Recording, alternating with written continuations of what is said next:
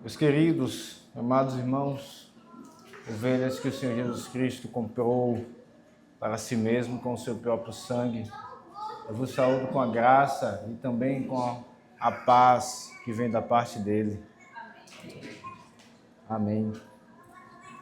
Amados, abramos as nossas Bíblias na carta de Paulo aos Tessalonicenses, a primeira carta.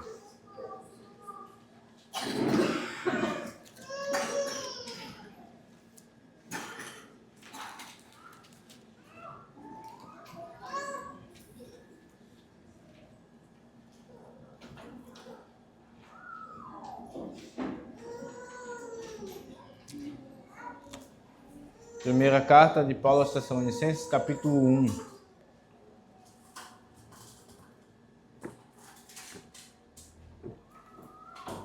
No início da carta, eu lerei versos 1 a 9. Mas nós iremos expor nesta noite a segunda parte do verso 2 até o verso 5. O texto do nosso sermão é 1 Tessalonicenses, capítulo 1, a segunda parte do verso 2, a parte B, até o verso de número 5. Mas eu peço que você acompanhe com atenção, com a expectativa de que o Senhor Deus fale poderosamente conosco na sua palavra, dos versos 1 a 9. Assim está escrito: Paulo, Silvano e Timóteo, à igreja dos Tessalonicenses em Deus Pai e no Senhor Jesus Cristo, graça e paz a vós outros. Damos sempre graças a Deus por todos vós, mencionando-vos em nossas orações e sem cessar, recordando-nos diante de nosso Deus e Pai da operosidade da vossa fé, da abnegação do vosso amor e da firmeza da vossa esperança em nosso Senhor Jesus Cristo, reconhecendo, irmãos, amados de Deus, a vossa eleição. Porque o nosso evangelho não chegou até vós tão somente em palavra, mas sobretudo em poder, no Espírito Santo e em plena convicção. Assim como sabeis ter sido o nosso prosseguimento entre vós e por amor de vós. Com efeito, vos tornastes imitadores nossos e do Senhor, tendo recebido a palavra, posto que em meio de muita tribulação, com a alegria do Espírito Santo. De sorte que vos tornastes o modelo para todos os crentes na Macedônia e na Acaia. Porque de vós repercutiu a palavra do Senhor, não só na Macedônia e Acaia, mas também por toda a parte se divulgou a vossa fé para com Deus, a tal ponto de não termos necessidade de acrescentar coisa alguma. Pois eles mesmos, no tocante a nós, proclamam que repercussão teve o nosso ingresso no vosso meio e como, deixando os ídolos, vos convertestes a Deus para servirdes o Deus vivo e verdadeiro. Até o verso número 10 diz: e para aguardardes dos céus o seu Filho, a quem ele ressuscitou dentre os mortos, Jesus, que nos livra da ira vindoura. Amém. Vamos orar, irmãos, mais uma vez. Maravilhoso Deus. Deus que transforma vidas em idolatria para servir ao Senhor de coração. Deus que concede que de vergonha que há na vida de pecadores, haja motivos de louvor para ser dado ao Senhor. Mostras, ó Deus, impressionantemente o teu poder pelo Evangelho do Senhor. E é isso que vemos nesse texto. Seja gracioso conosco, Senhor, falando no nosso coração, mostrando-nos o teu poder, de forma que ainda não conseguimos contemplar na tua palavra. Ó, que o teu Santo Espírito nos ilumine, e fale conosco, com esta igreja, nos transforme e também regenere aqueles que estão aqui sem esta esperança. É em nome de Jesus, o nosso perfeito mediador. É em nome dele, ó Deus, que oramos. Amém. Meus irmãos, nós vimos na última ocasião como Paulo ele inicia esta carta, por um lado, de certa forma comum, né, com a sua saudação, aqui mencionando não só ele, mas também quem está com ele. E ele inicia, como é de costume, dando graças por virtudes que o Espírito Santo mantinha naquela igreja, a igreja de Tessalônica. E vimos como o Senhor mostra aqui o cuidado pastoral através desse, não só de Paulo, mas de Silvano e Timóteo, ou de Silas e Timóteo. Vimos que Silas e Silvano são a mesma pessoa, Silas é uma abreviação de Silvano. E vimos como esses três que fundaram, Paulo, juntamente com Silvano e Timóteo, fundaram a igreja em Tessalônica. E agora, depois de ter passado por lá, por ali em Atos 17, é onde estamos na história, depois que Paulo passa por Tessalônica, ele vai para as outras cidades e provavelmente quando ele chega na Caia, abaixo, né, da Macedônia, ele escreve esta carta, visando não apenas, mostrando não apenas o seu amor para com os perdidos, mas com aqueles que já foram alcançados, o cuidado pastoral que é devido àqueles que já estão no Senhor. E vimos como Paulo ele dá graças a Deus pelas virtudes na vida daqueles irmãos. Ele louva ao Senhor, não aos irmãos. Mas ele diz no verso número 2, damos sempre graças a Deus por todos vós. E aqui nós vimos então, na verdade, do verso 1 a 5, nós poderíamos aqui pregar um sermão, dando graças a Deus, pela igreja, foi o tema que nós damos, mas dividimos esse sermão, então, a primeira parte já pregamos e agora com o mesmo tema, só que a parte 2, dando graças pela igreja. Vejamos então, meus irmãos, que Paulo ele continua dando graças pela igreja e agora vemos 3 formas. Veja que há 3 gerúndios nessa parte dos versos 2 até o verso de número 4, mencionando-vos, recordando-nos e reconhecendo. E esses 3 verbos indicam as 3 formas pelas quais Paulo dá graças a Deus pela vida dos filipenses, pela obra de Deus na vida dos filipenses. E essas 3 formas, elas norteiam a divisão do nosso texto. Então, em primeiro lugar, nós temos aqui 3 pontos. Em primeiro lugar, dando graças, mas como? De que forma? Em primeiro lugar, fazendo menção, veremos o que isso significa. Em segundo lugar, recordando as virtudes. Em terceiro e último lugar, reconhecendo a eleição. São 3 pontos. Esses pontos respondem à pergunta: como Paulo dá graças a Deus pela vida dos Tessalonicenses? Não apenas ele dá graças a Deus. Como ele faz isso? E tem 3 formas aqui nós temos: fazendo menção, recordando as virtudes e reconhecendo a eleição. Volte então seus olhos, irmãos, para os versos de número 2. Aqui vemos então a primeira forma pela qual Paulo ele dá graças a Deus pelos Tessalonicenses. Damos sempre graças a Deus por todos vós, mencionando-vos em nossas orações. Aqui está então a primeira forma, irmãos, como devemos, imitando o apóstolo Paulo, dar graças a Deus pela igreja. E a primeira forma é mencionando os irmãos. Essa forma é muito parecida com a segunda, inclusive os verbos são muito parecidos, né? Mencionar e recordar, os dois trabalham com a memória, mas há uma pequena diferença aqui. Essa primeira forma, ela é uma forma de mencionar nome de pessoas, situações de suas vidas, ou características de um grupo de pessoas que se conhecem, de forma que você não apenas dá graças a Deus pela igreja de forma geral, o que é algo bom, mas você é específico. É isso que vemos Paulo fazendo aqui. Mencionando nas orações. Meus irmãos, Paulo faz isso em outros lugares também.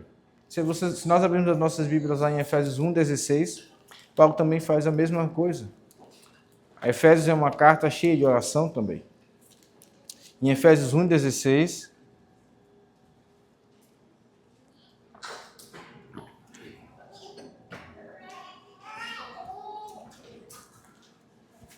está escrito: não cesso de dar graças por vós, fazendo menção de vós nas minhas orações. Ora, por que Paulo ele gasta um tempo, algumas letras, palavras, dizendo aos Tessalonicenses que ele os mencionou diante de Deus? É bom ser lembrado, não é? É bom quando nós percebemos que alguém lembrou de alguma característica de nossa vida, alguma situação que nós estamos passando e pensou em como poderia nos servir, como poderia atender a alguma situação que nós estamos passando, um gosto, uma preferência, uma necessidade, em caso de doença, em caso de qualquer outra coisa. Uma necessidade de algum conhecimento de algo da palavra de Deus, algo que nós não entendemos bem, então alguém traz para nós um livro, ou, enfim, envia um vídeo da internet, de uma conversa que tivemos.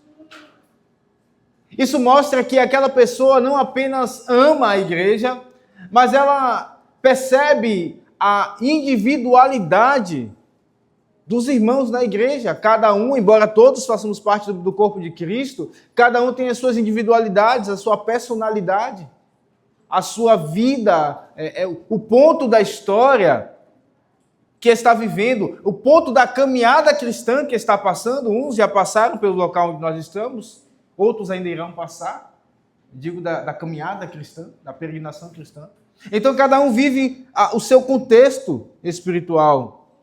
E quando Paulo aqui diz que menciona esses irmãos diante de Deus em oração, e ele não apenas faz isso sozinho, ele diz, mencionando-vos em nossas orações. Isso mostra que Paulo não apenas fazia isso particularmente, mas também em conjunto com Silvano e Timóteo, que nos mostra aqui a importância da oração em conjunto, da liderança pelo rebanho.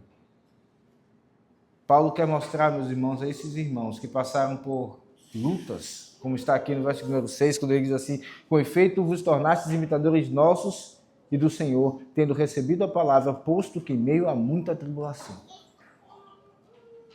Paulo está dizendo, é como se ele dissesse: eu estou longe de vocês. Eu passei por aí, eu não irei voltar agora, mas saibam de uma coisa, vocês estão em minha memória. Eu estou pensando em vocês.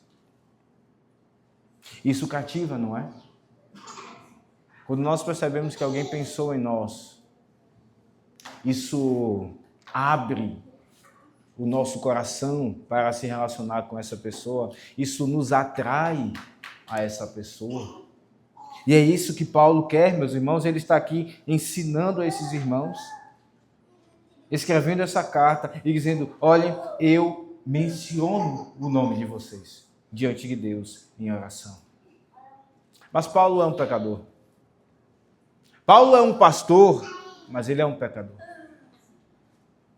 E pecadores, irmãos, esquecem.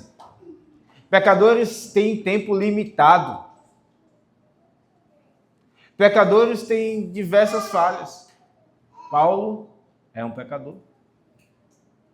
Mas tem um que nunca esquece de nós. e ele vive para interceder por nós.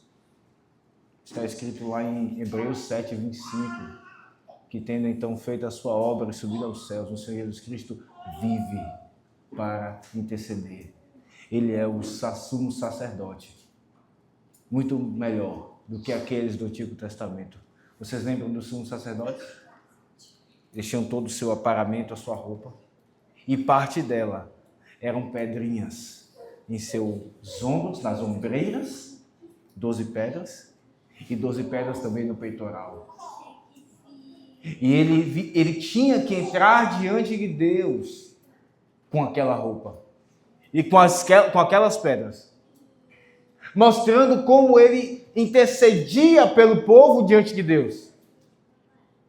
Cristo é aquele muito melhor do que esses sumos sacerdotes.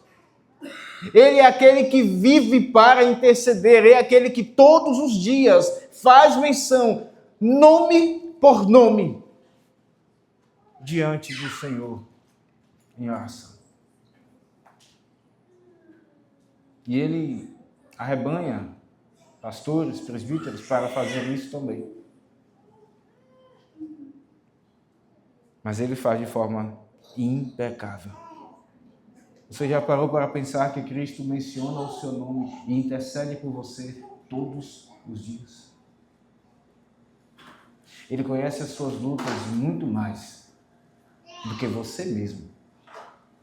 Porque até o nosso coração, irmãos, nós não conhecemos direito. O salmista diz: perdoa-me das faltas que me são ocultas, que não sabemos. Mas Cristo as conhece. Cristo sabe exatamente em que estágio da vida cristã nós estamos. Às vezes nós nos enganamos acerca de nós mesmos. Às vezes nós pensamos que entendemos e não entendemos. Que sabemos e não sabemos. E o Senhor depois vem nos mostrar que não sabíamos tanto assim. Cristo conhece cada contexto. E Ele menciona os nossos nomes diante de Deus. Ele dá graças a Deus pela sua própria obra em nossa vida. E quando Ele então menciona diante de Deus os nossos nomes, nós podemos descansar. Nós não estamos abandonados no mundo. Nós não estamos à mercê de nossos pecados. Ele nos cerca com tudo o que é necessário, porque Ele intercede por nós.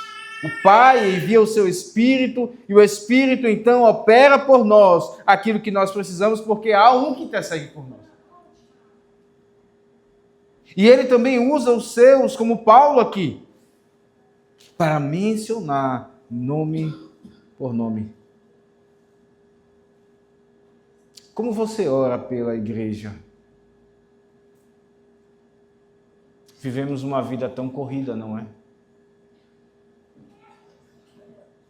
Vivemos num mundo também que enfatiza tanto a personalidade, a individualidade, mas ironicamente percebemos que as pessoas são cada vez mais frias umas com as outras. São cada vez mais distantes umas das outras. Não convivem tanto. Cada um tem o seu espaço, cada um tem o seu pensamento, e nós não podemos ter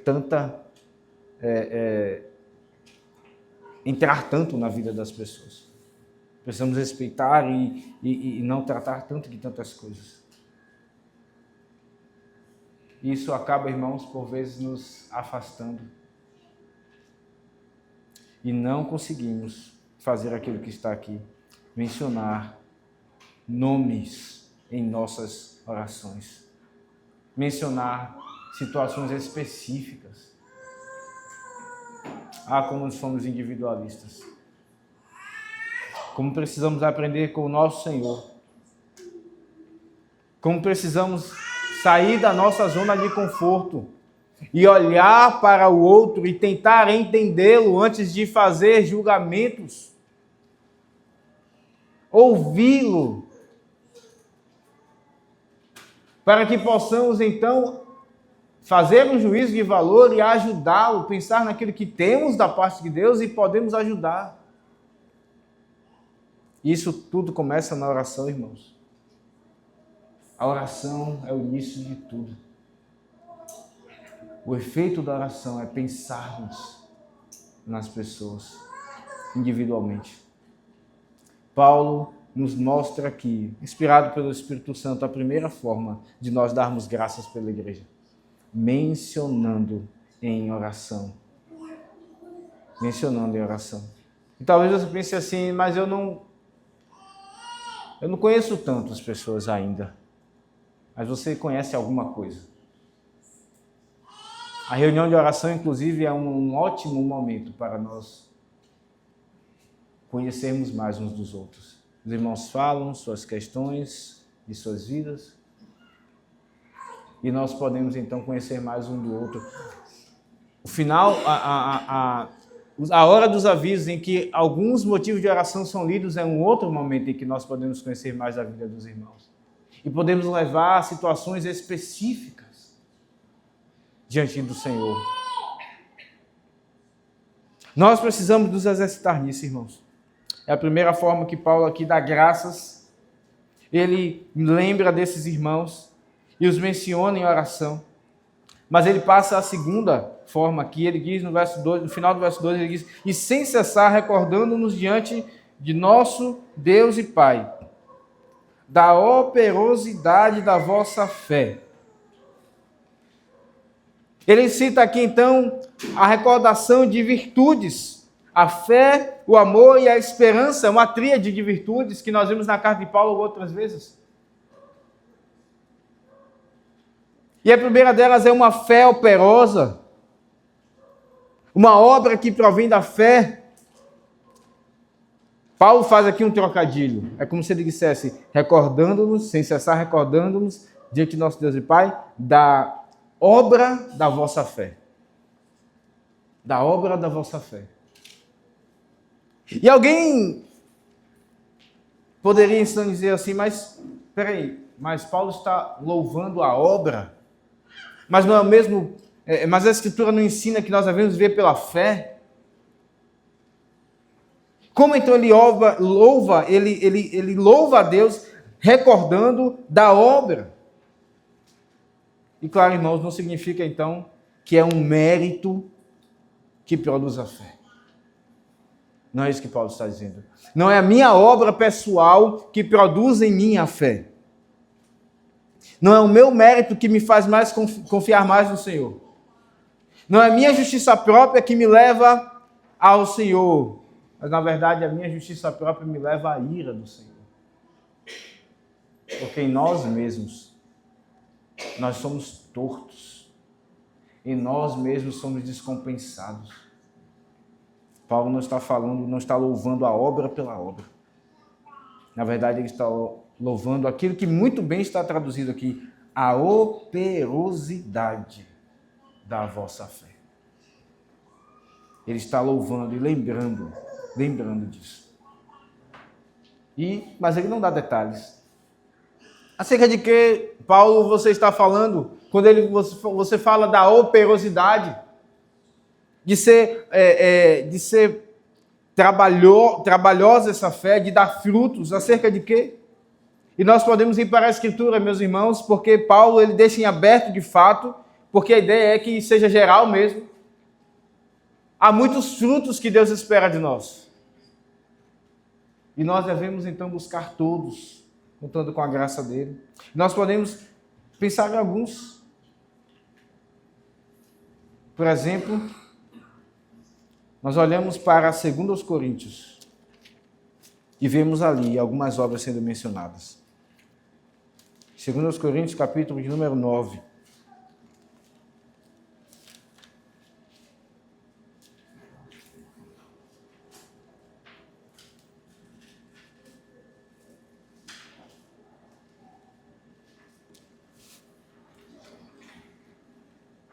Ora, quanto à assistência a favor dos santos, é desnecessário escrever-vos, porque bem reconheço a vossa presteza, da qual me glorio junto aos macedônios, dizendo que a Caia está preparada, desde o ano passado, e o vosso zelo tem estimulado a muitíssimos. Paulo fala de obras que estimulam os irmãos à obediência. Quando nós damos frutos para o Senhor, isso estimula outros. Você já olhou para a vida de algum irmão ou irmã e observando a sua prática de vida, você percebeu, Senhor, como aquele irmão trata bem a esposa. Olha como ele se dirige a ela. Como aquela irmã trata o seu esposo. Olha como ele faz na casa dele, ou ela faz na casa dele com seu filho, ou com sua filha. Eu não faço isso. Preciso aprender. As boas obras, meus irmãos, não só edificam a nós, elas também edificam os nossos irmãos. As boas obras são um serviço ao próximo. Quando nós pensamos em obedecer ao Senhor, é claro, nós devemos pensar primeiramente em agradá-lo. Isso é em primeiro lugar. Mas nós devemos lembrar que quando nós praticamos boas obras, nós iremos servir outros, nós iremos edificar outros. E Paulo está aqui louvando, porque ele está lembrando que esses irmãos, eles têm obras como essas, que estimulam outros a amar mais o Senhor, que encoraja outros a sair de sua limitação, a sair de sua pequenez espiritual, de olhar para si e dizer, eu sou assim mesmo, eu não consigo crescer. E então, encoraja outro a dizer, puxa, eu acho que eu também, pela graça de Deus, consigo fazer isso. E tenta uma vez, às vezes não consegue. E depois consegue.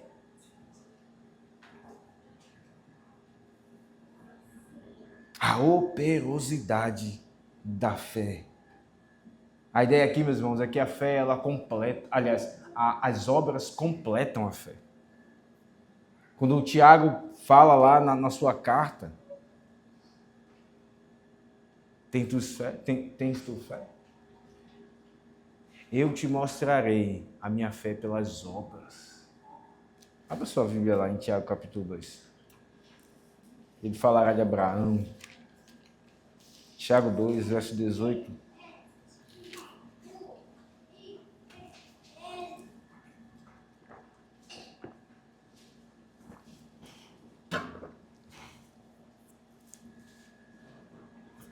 Tiago 2, 18, mais alguém dirá, tu tens fé? E eu tenho obras? Mostra-me essa tua fé sem as obras. E eu, com as obras, te mostrarei a minha fé. E ele diz no verso número 20, queres, pois, ficar por certo, homem sensato, de que a fé sem as obras é inoperante? Não foi por obras que Abraão, nosso pai, foi justificado quando ofereceu sobre o altar o próprio filho Isaque? Vês como a fé operava juntamente com suas obras, com efeito, foi pelas obras que a fé se consumou e se cumpriu a escritura, a qual diz, ora Abraão creu em Deus e isso lhe foi imputado para a justiça e foi chamado amigo de Deus. E de fato, meus irmãos, lá em Gênesis, se não me engano, capítulo 22, naquele capítulo tão conhecido onde Deus pede que Abraão sacrifique Isaque. Só então, quando Abraão faz menção de sacrificar seu filho, é que Deus diz pelo anjo, pare. Agora eu sei. Agora. E então o texto diz que Abraão creu em Deus quando ele mostrou isso pelas suas obras. É como se as obras, elas consumassem a fé. Elas completam a fé. E Paulo está louvando, está lembrando que esses irmãos têm essa fé operosa. E está louvando a Deus por eles. Essas obras também, elas edificam o próximo e glorificam a Deus. As duas coisas estão juntas. Lá em Mateus 5,16, o Senhor Jesus diz que nós somos sal e que nós somos luz. E que a nossa luz deve brilhar diante dos homens para que eles vejam a nossa luz e glorifiquem ao nosso Pai que está nos céus. Essa luz incide sobre as pessoas, mas ela tem o objetivo de alcançar o próximo. Paulo está lembrando dessa fé operosa desses irmãos. Dessa fé operosa. Irmãos, esse texto nos desafia. Esse texto ele nos desafia. A vida que Deus colocou naqueles irmãos de Tessalônica, ela nos desafia. Porque estamos muito bem confortáveis em nossos conceitos teológicos de fé reformada. Em nosso mundo confortável, aonde vamos e de onde vemos, e voltamos para as nossas casas. Mas o Evangelho é mais do que isso. O Evangelho, ele nos traz até aqui. E como é bom estarmos aqui. Mas ele também nos despede para o mundo de trevas, onde nossa luz deve brilhar. Como refletores, somos colocados nesse mundo. A luz não somos nós. A luz do mundo é Cristo. Mas ele habita em nós. E então, as nossas obras vão mostrar o Senhor Jesus. Graças a Deus pela nossa igreja. Nós olhamos para a nossa igreja e vemos irmãos tão cheios de dons. Irmãos que são tão variados em dons. É impressionante isso. Nossa igreja ela é pequena, mas nós encontramos de tudo em nosso meio. Eu digo de tudo no sentido de todo tipo de dom. E louvamos a Deus por isso. Podemos dar graças junto com Paulo, lembrando disso em nossas orações, lembrando da operosidade da fé dos nossos irmãos. Mas, meus irmãos, às vezes nós esfriamos na operosidade da nossa fé. E talvez seja isso que tenha acontecido conosco. As nossas obras, elas têm diminuído. E o Senhor quer nos chacoalhar com esse texto.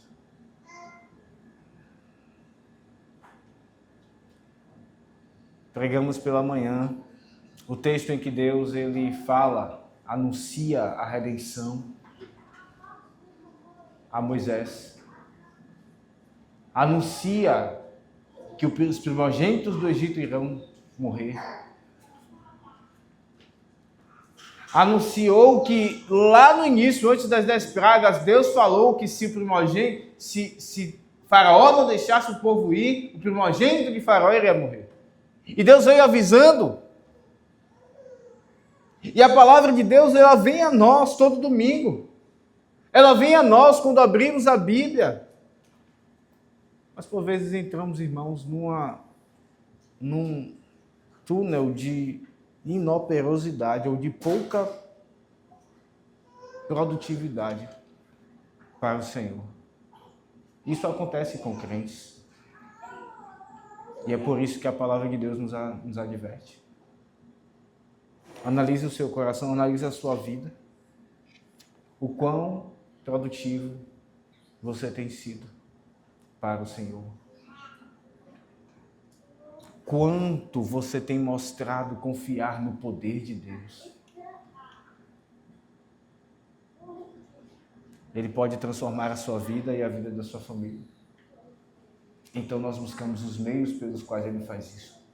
Confiantes que Ele fará isso. Ele é aquele que nos recebe em sua casa Então nós devemos, cada um na sua condição, buscar também fazer o mesmo, mostrando a fé nisso. Ele é aquele que se preocupa conosco, é aquele a quem oramos quando estamos em aflições. Então façamos o mesmo quando vemos irmãos em aflição. E mostraremos que cremos nele.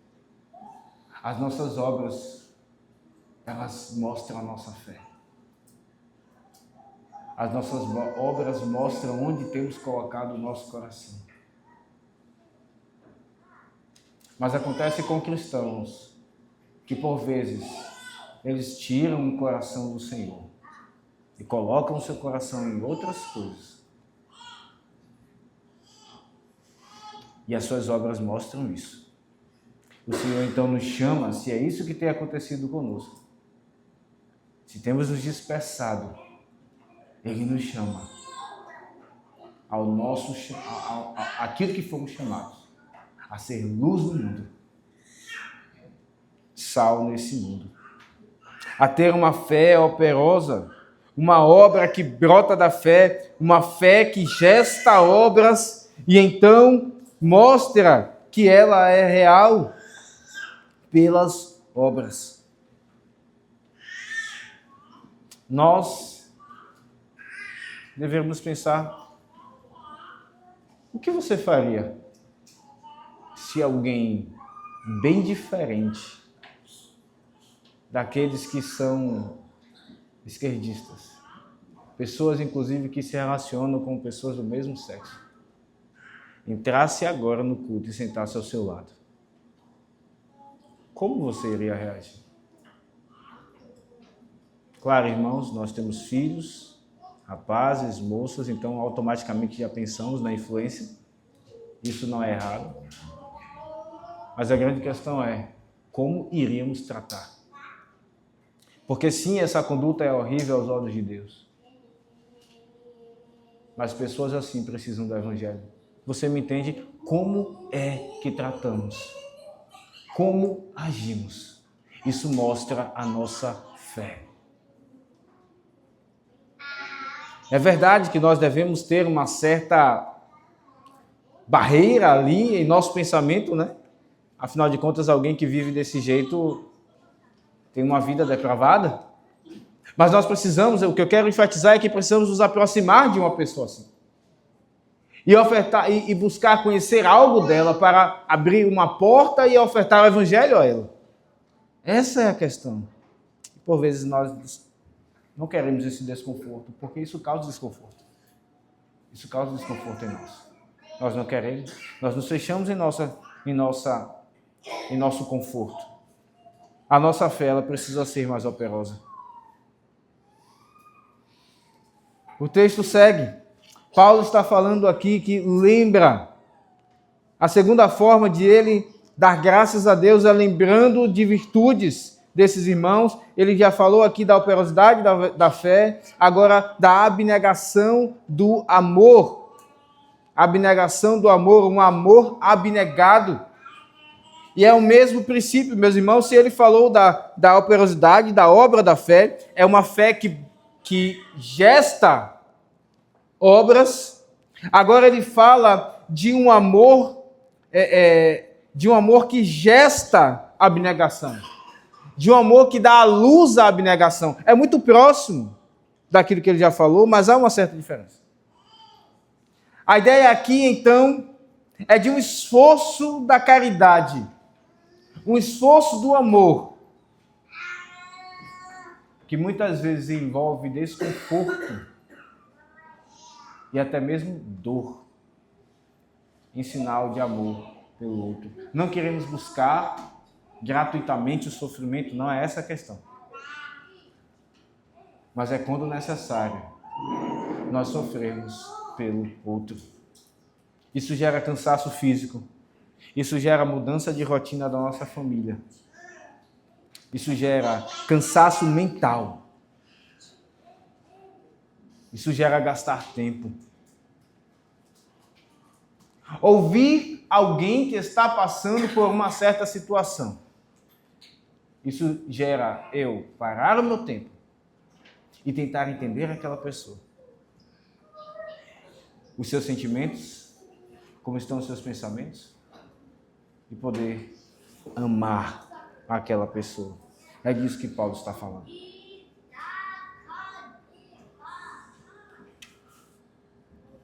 Paulo fez isso. Quando ele esteve em Tessalônica, ele mesmo diz que trabalhou com as mãos. Isso está lá em 2 carta aos Tessalonicenses, abra sua Bíblia lá. No capítulo 3, verso 6. 2 aos Tessalonicenses 3, verso 6. Paulo diz assim: nós os ordenamos, irmãos, em nome do Senhor Jesus Cristo, que vos aparteis de todo irmão que ande desordenadamente, não segundo a tradição que de nós recebestes, pois vós mesmos estáis cientes do modo porque vos convém imitar-nos, visto que nunca nos portamos desordenadamente entre vós, nem jamais comemos pão à custa de outrem, pelo contrário, em labor, veja, em labor, em esforço, em fadiga. É desse labor que Paulo está falando, que é gerado pelo amor. Em labor e fadiga, de noite e de dia, trabalhamos a fim de não sermos pesados a nenhum de vós. Não porque não tivéssemos esse direito, mas por termos em vista oferecer-vos exemplo em nós mesmos, para nos imitardes. Porque quando ainda convosco vos ordenamos isto, se alguém não quer trabalhar, também não coma. Pois de fato estamos informados de que entre vós há pessoas que andam desordenadamente, não trabalhando, antes se intrometem na vida alheia. A elas, porém, determinamos e exortamos no Senhor Jesus Cristo que, trabalhando tranquilamente, comam o seu próprio pão. E vós, irmãos, não vos canseis de fazer o bem. Paulo está lembrando que quando ele esteve em Tessalônica, ele trabalhou com as suas próprias mãos, visando não pesar as finanças daquela igreja. Havia algum motivo? As finanças estavam ali apertadas. E então, ele trabalhou com as suas mãos. E isso gerou cansaço, fadiga. Às vezes encontramos pastores que tanto se dedicam ao ministério, quanto têm outro tipo de trabalho que não são trabalhos que vão ajudá-los diretamente no ministério, mas são outros trabalhos que geram alguma renda para eles, para sustentar a sua casa. Não sei se você já conheceu algum pastor assim. Ou o seminarista, quando faz o seminário e trabalha com outra coisa, e ele tem que se dividir, o cansaço vem, ele tenta estudar, ou se concentrar em algum caso de pastoreio, mas o seu corpo está cansado. Paulo experimentou isso. Ele trabalhou com as mãos. Ele diz, para não ser pesado, não porque eu não tinha direito, mas para ser modelo. E por que Paulo queria ser modelo para aqueles irmãos? Porque ele detectou que naquela igreja havia gente que não queria trabalhar. Não queria se sustentar. E Paulo então diz aqui no verso número 9, não que tivesse direito, mas tendo em vista oferecer-vos exemplo para nos imitardes. Esses irmãos, eles não faziam aquilo que Paulo estava fazendo. Paulo estava se esforçando em amor àquela igreja, mas esses irmãos estavam em um conforto pecaminoso, em folga pecaminosa, sendo sustentado por outros, obviamente assistidos por outros. Talvez ali pela diaconia ou por outros irmãos que notavam que eles tinham algumas necessidades. Às vezes até ingenuamente, ajudando financeiramente e sustentando o ócio daquele irmão. Paulo diz, nós os ordenamos, se alguém não quer trabalhar, também não coma. Porque isso é o oposto desse amor que Paulo está colocando. É o oposto de um amor abnegado. Um amor que me leva ao esforço e ao sacrifício. É ser pesado enquanto outros se esforçam, mas eu estou em folga. Isso já adianta, irmãos, o assunto que Paulo quer tratar com esses irmãos. Ele fala um pouco disso aqui na primeira carta, mas na segunda ele fala mais ainda desse assunto. Isso nos mostra também que devemos amar os nossos irmãos de forma abnegada, como já falamos, dedicando até mesmo o nosso esforço, e isso nos leva à fadiga. Às vezes nós olhamos, nós nos esforçamos por certas situações de irmãos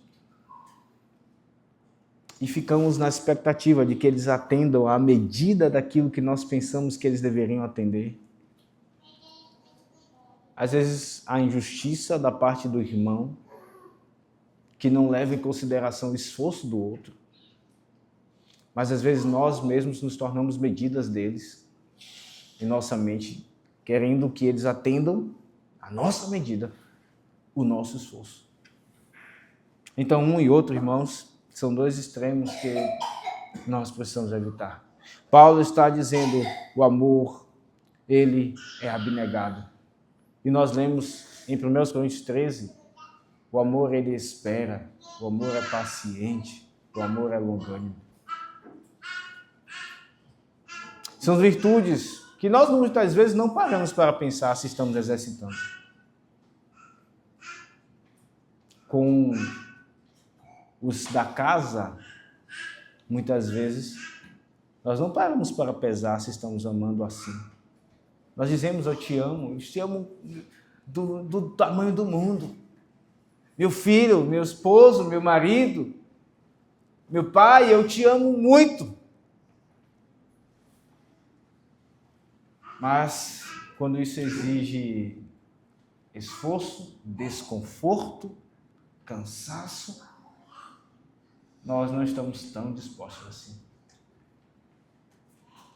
Paulo olha para a vida daqueles irmãos e ele encontra essas virtudes. Ele dá graças, porque ele encontra ali não só uma fé operosa, a operosidade dessa fé, mas um amor abnegado. E ele passa a terceira virtude, irmãos, desse segundo ponto. Nós estamos percebendo que Paulo ele não somente dá graças a Deus pela obra do Senhor na vida desses irmãos, mas ele nos ensina 3 formas de ser grato pela igreja. A primeira delas já vimos, mencionando nome por nome, ou situação por situação diante de Deus. A segunda, lembrando, recordando as virtudes, e já vimos 2. O amor, aliás, a fé, o amor e agora a esperança. Ele diz no verso número 3, olhe na sua Bíblia, da firmeza da vossa esperança em nosso Senhor Jesus Cristo. Aqui ele menciona, então, uma esperança que é firme, uma esperança que é perseverante, uma esperança que é paciente. Ela brota da paciência. Ah, meus irmãos, mais uma vez, como nós somos confrontados aqui. Muitas vezes nós enfrentamos situações e aquele ânimo que nós tínhamos se esvai e já queremos desistir. Isso mostra como ainda a nossa esperança, ela precisa crescer. Essa esperança aqui, ela é firme, é no sentido de que vem os ventos, vem a chuva e ela permanece. Porque ela não está olhando para o agora, ela está olhando para aquilo que Deus prometeu fazer.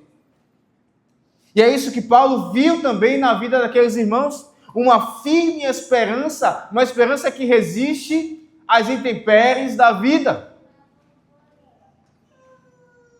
E esses irmãos sofreram. Paulo saiu escorraçado de Tessalônica por causa da obra maligna dos judeus contra ele. Mas ao mesmo tempo que ele saiu de Tessalônica, ele saiu com o coração apertado por causa daquela igreja que acabara de nascer. Como ficaria aqueles irmãos? Eles iriam enfrentar tudo isso.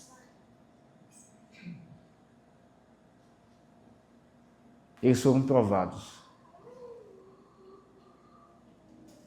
Paulo escreve essa carta justamente por causa do seu coração apertado. No capítulo 3, no verso 1, ele diz: pelo que não podemos suportar mais o cuidado por vós, pareceu-nos bem ficar sozinhos em Atenas, e enviamos o nosso irmão Timóteo, ministro de Deus no Evangelho de Cristo, para o benefício da vossa fé, confirmar-vos e exortar-vos, a fim de que ninguém se inquiete com essas tribulações. Porque vós mesmos sabeis que estamos designados para isto. E ele diz, aqui no verso número 6, agora, porém, com o regresso de Timóteo, vindo do vosso meio, trazendo boas notícias da vossa fé e do vosso amor, e ainda de que sempre guardais grata lembrança de nós, desejando muito ver-nos, como aliás também nós a vós outros. Sim, irmãos, por isso fomos consolados. Paulo saiu de Tessalônica pensando: será que esses irmãos eles vão desistir? E todo o trabalho vai ser perdido? Será que eles não vão perseverar? Se vão desanimar? Paulo envia Timóteo. Timóteo volta com informações. E Paulo então fica alegre, porque ele viu que aqueles irmãos tinham uma esperança firme. Uma esperança que resistiu aos judaizantes.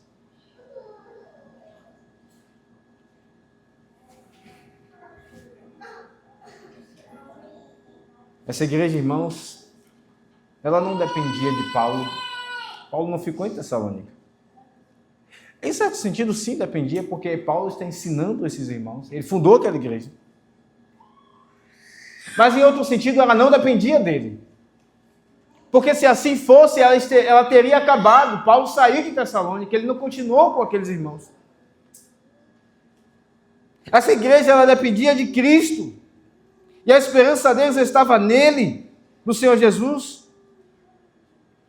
Veja que Paulo aqui, ele diz, nós poderemos ler assim o verso 3, olha na sua Bíblia. E da firmeza da vossa esperança, diante de nosso Deus e Pai, em nosso Senhor Jesus Cristo, diante de nosso Deus e Pai. A esperança deles estava em Cristo Jesus. E diante de Deus Pai. A esperança deles havia morrido, mas ressuscitou, porque a morte não pôde detê-lo. E agora vive para sempre. E voltará.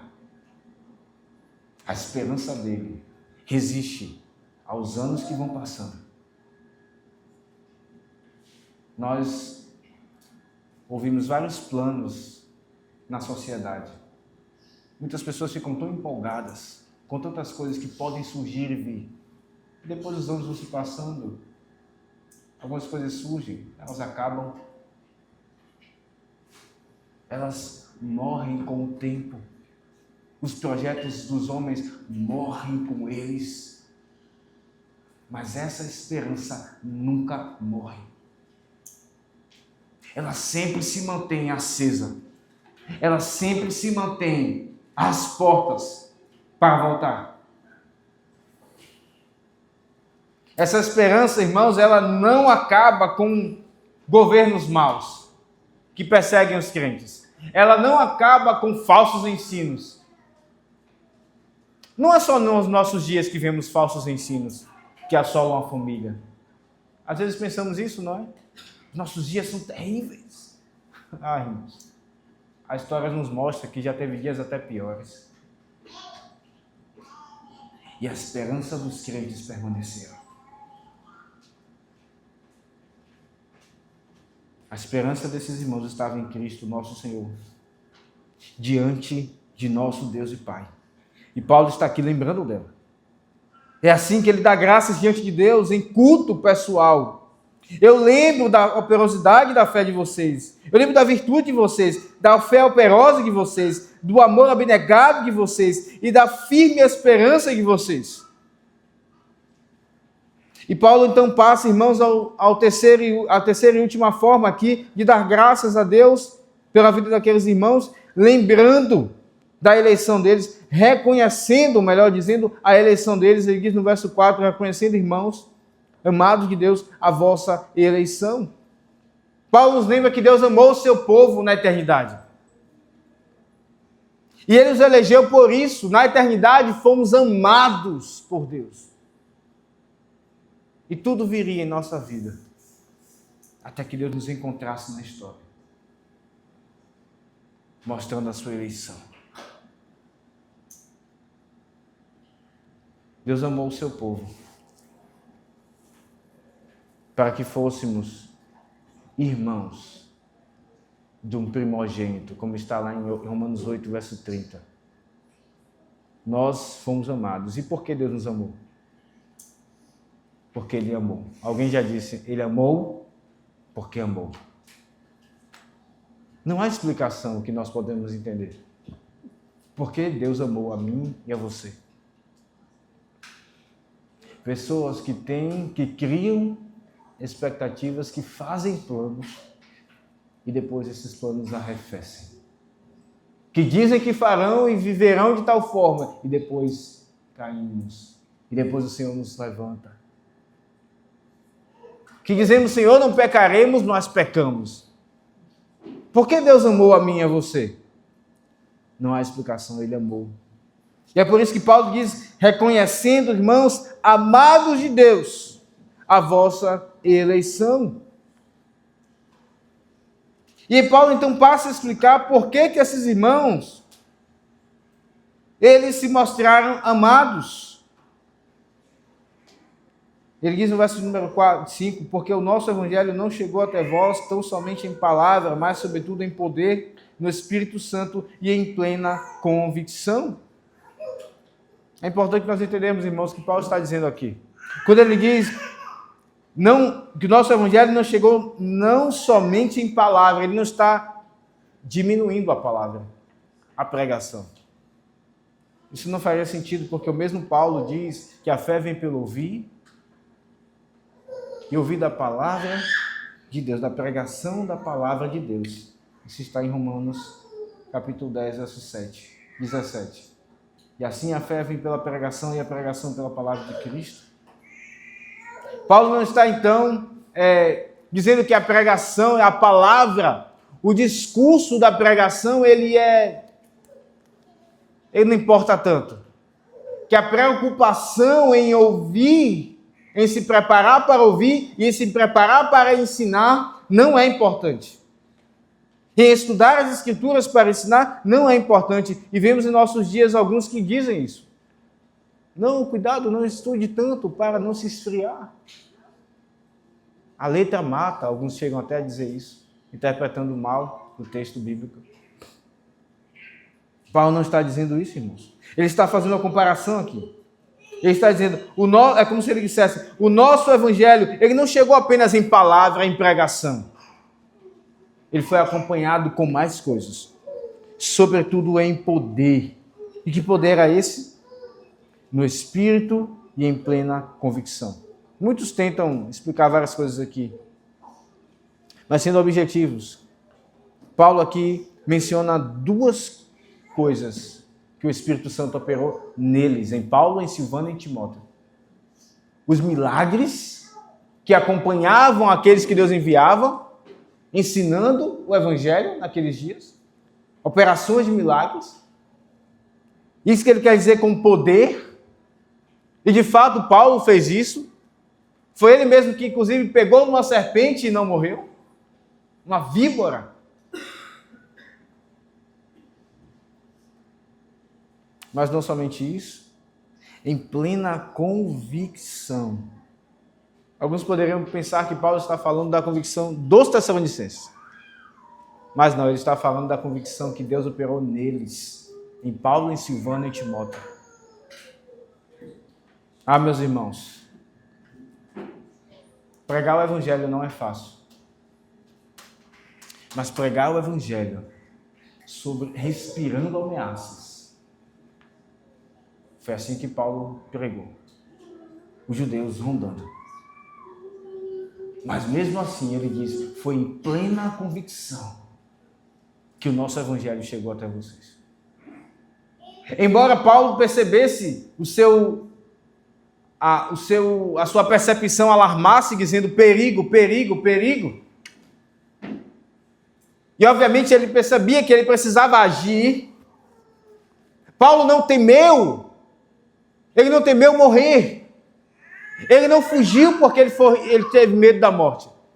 Ele fugiu de Tessalônica porque ele ainda tinha algo a ensinar às outras igrejas. Ele precisava abrir igrejas, pregar o evangelho. Como, irmãos, Paulo foi cheio daquilo que Deus deu a Josué, como lemos na liturgia. Deus chama Josué.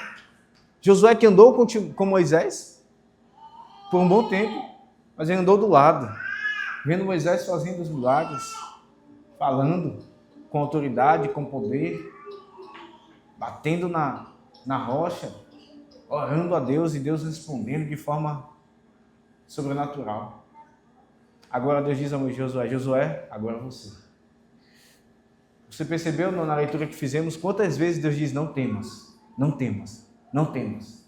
Se Deus diz isso, irmão, é porque Josué estava temendo.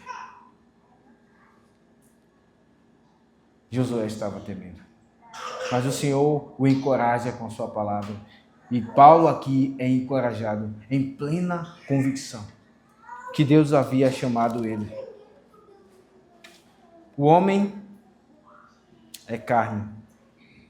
Aqueles que têm que ensinar a igreja são tentados. Será que eu falo mesmo isso? Veja bem, se eu falar isso, nós que ensinamos a igreja, presbíteros, começamos a fazer contas. Se eu falo isso, vai acontecer tal coisa. Alguém vai se afastar.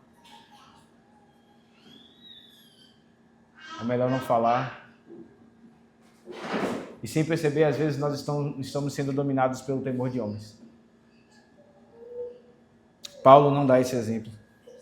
Veja, ele diz no capítulo 2, ainda pregaremos esse texto, porque vós, irmãos, sabeis pessoalmente que a nossa estada entre vós não se tornou infrutífera, mas apesar de maltratados e ultrajados em Filipos, como é do vosso conhecimento, tivemos ousada confiança em nosso Deus para vos anunciar o evangelho de Deus em meio a muita luta.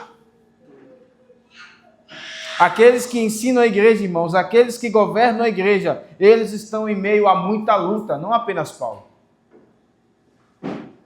Mas ainda hoje, os presbíteros, eles estão em meio a muitas lutas. Mas o Espírito Santo os encoraja. O Espírito Santo os enche de plena convicção para que eles anunciem aquilo que eles têm que anunciar. Para que eles digam em amor aquilo que deve ser dito. Para que eles se arrisquem pelos que estão em Cristo. Paulo está dizendo isso. Ele está reconhecendo a eleição desses irmãos. E ele está lembrando: vocês foram eleitos e é exatamente por isso que o Evangelho de Deus chegou até vocês.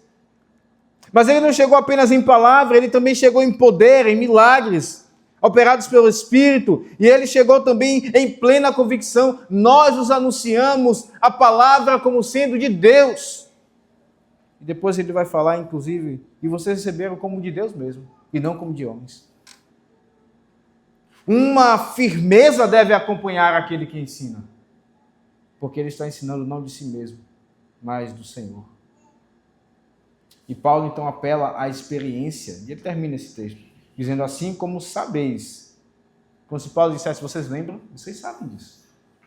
Sabeis de ter sido o nosso prosseguimento entre vós e por amor de vós. A experiência, irmãos, ela tem o seu valor. Paulo apela à memória daqueles irmãos. Ele falou da sua memória. Agora ele apela à memória daqueles irmãos. Ele diz: vocês lembram que foi exatamente assim. Ele está lembrando aqui da fundação dessa igreja. O risco rondava. E aqueles irmãos certamente vão lembrar. E tudo isso, meus irmãos, Não é apenas preocupação com Paulo. Ele não está dizendo essas palavras meramente preocupado consigo mesmo. Ele está dizendo essas palavras por amor daqueles irmãos. É assim que ele termina o verso 5. E por amor de vós. Como esse texto, irmãos, ele é tanto um ensino para nós também sermos gratos pela igreja, reconhecendo o trabalho dos irmãos, mencionando-os em nossas orações, reconhecendo a obra da fé dos nossos irmãos, reconhecendo o amor abnegado dos nossos irmãos, reconhecendo a firme esperança, como irmãos passam por lutas e eles estão ali. O que explica? É o Senhor que deu essa esperança a eles. E Paulo louva a Deus, lembrando disso, recordando, mencionando eles em oração, recordando de virtudes, da fé, do amor e da esperança, e também reconhecendo a eleição desses irmãos. Que o Senhor Deus, Ele nos abençoe. E a você que está aqui nesta noite,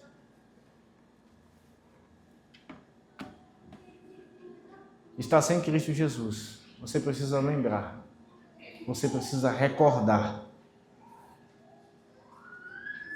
Cristo, Ele talvez interceda por você. Se você é um eleito dele, se você é uma pessoa por quem Cristo morreu, Ele intercede por você, mesmo que você não sirva. Ele intercede por você, pedindo que Deus se lembre do sacrifício que Ele fez e seja justo e envie o Espírito Santo para que você seja convencido. E em algum momento, quando você ouvir a palavra, você irá se render a Ele. Você pode ter planos vários, mas você irá se render. Mas como você saberá? Você saberá no momento em que você se render a Ele. Ele te chama hoje. Não deixe para amanhã. A vocês, jovens, que já entendem o Evangelho, Cristo te chama. Vocês que são filhos da aliança e que não podem herdar a eleição dos seus pais, porque a eleição, ela tem um aspecto também individual. Deus elege uns e não outros. Vocês precisam buscar pessoalmente o Senhor. Ele te chama hoje. Que Deus abençoe a todos nós, irmãos. Amém. Vamos orar. Vamos ficar de pé.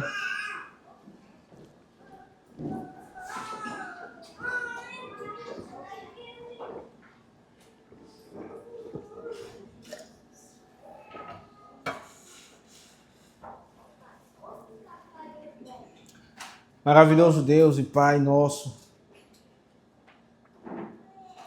te damos graças pela vida cristã que o Senhor nos dá em Cristo Jesus, pelas virtudes do Senhor que o Senhor mesmo opera em nós e que o Senhor nos ajuda a desenvolvê-las. Te damos graças pela igreja, porque podemos ser estimulados, edificados, encorajados pelas virtudes na vida dos nossos irmãos. Pedimos a Deus que o Senhor nos ajude a ouvir a Tua palavra, porque se temos em nós virtudes, por vezes somos relaxados em desenvolvê-las. Esse texto também nos confronta nesse sentido. Que o Senhor nos dê um coração quebrantado, ó Deus, para nos examinar. Examinar-nos quanto às virtudes que ouvimos aqui. Examinar-nos quanto à oração que fazemos à Tua igreja. Examinar-nos, ó Deus, quanto a essas coisas. Tenha compaixão de nós, aplique a Tua palavra no nosso coração e regenere, salve, chame aqueles que estão aqui sem Cristo. É assim que nós oramos em nome dele. Amém.